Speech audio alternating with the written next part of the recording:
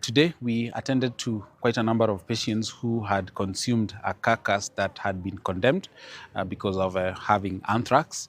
And we attended to a total of 190 contacts from the people who presented symptomatically to the other people that we tracked.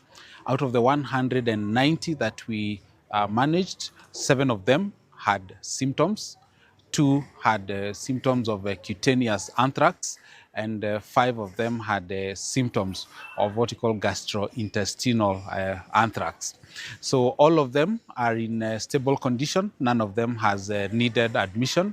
And as far as those whom we attended to, we do not have any severe cases. We do not have any record of fatality from the ones that we attended to, but you're not sure whether there are others who may have gone to other facilities or who may have had complications without coming to us. We urge all our people first to ensure that they consume meat that has been certified by our veterinary officers and our public health officers.